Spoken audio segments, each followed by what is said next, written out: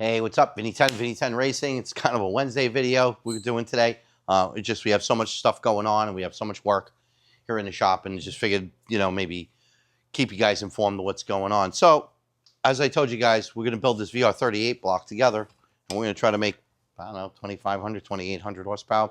First thing I always do when I go ahead and I do this is I want to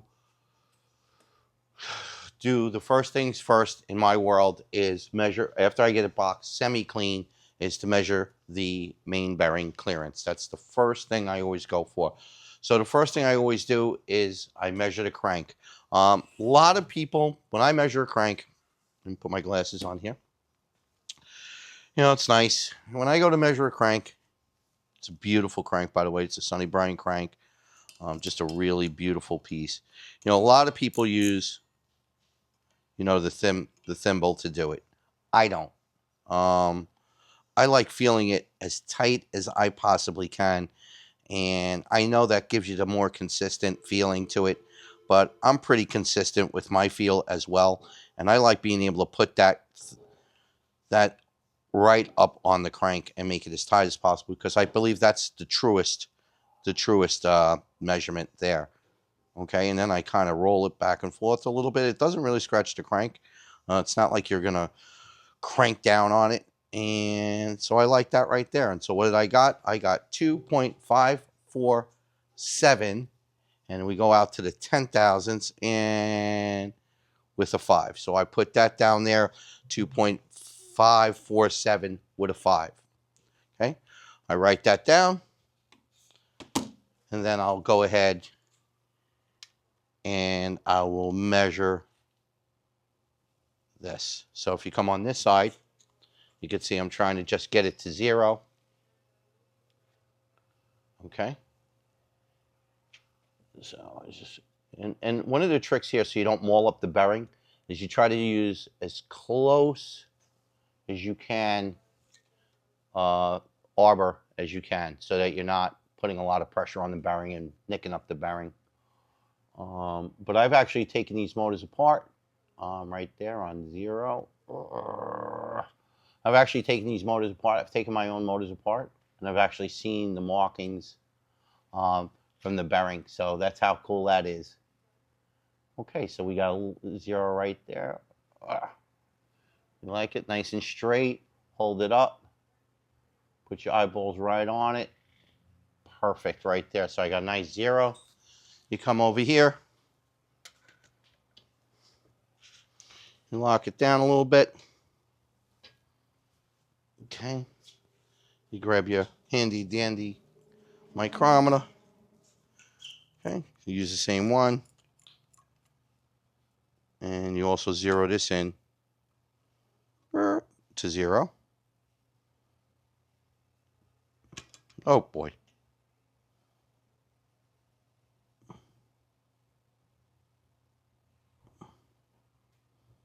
Make sure you're right as in the center of each arbor as possible.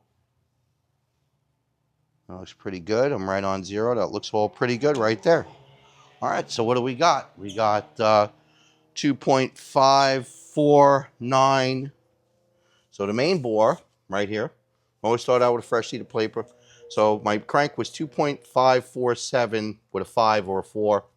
Obviously, I did it before you guys came. 2.549 with, I would say, a 5. Okay, so what do you do then?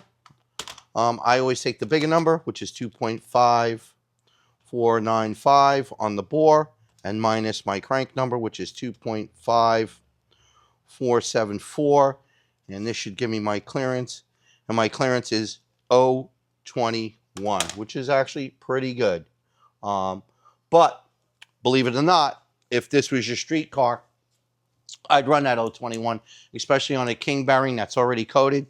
21 is fine.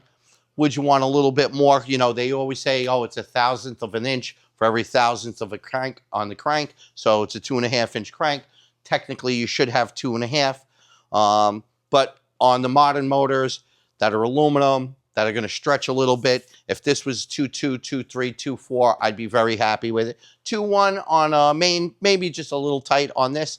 But, you know, now we have some choices to make. We can massage the bearing on the back half, maybe give us a few tenths. We can also use an X bearing. An X bearing gives you an extra thousandths clearance.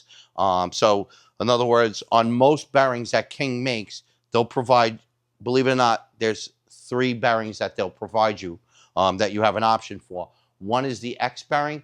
One is the standard bearing. Let me just go over that again. The standard bearing being a standard bearing, X bearing being a bearing that gives you an extra thousandths clearance. And then they have a 0.026 bearing, which actually takes up a thousandths clearance. So if you're running really loose, you use the 0.026 bearing and you can actually tighten it up. If you're running a little tight, in this case, we wouldn't use the whole X bearing because then that would give us 3.1. And actually on this motor, 3.1 will be fine. And the reason why 3.1 will be fine on this particular motor is because it would be, this is a dry sump motor. So this is going to have an external oil pump. So that'll be able to provide a lot more lubrication to that bearing and a lot more volume. So that would be fine. But on a street car, I'd probably put a half shell bearing in here. In other words, I would only use half an X bearing. So it would be a standard bearing and an X bearing. And that would probably give me about 2.5, 2.6. And that's probably where this would work out. We'll do this again on the next video just to give you guys a little bit more knowledge on how to do it. And again, not very expensive tools. I mean, you could probably buy that tool right there for $100 or 100, maybe 150 bucks, and a decent set of Fowler micrometers probably cost you about 300 bucks. And once you have these tools and you start using them, you can never, ever, ever blame the machine shop for what they did or they didn't do, because you should be measuring them when you assemble your own motor. Anyway, this is Vinny 10. I hope that helped you guys out. If not, bring it here and we'll get you knocked out.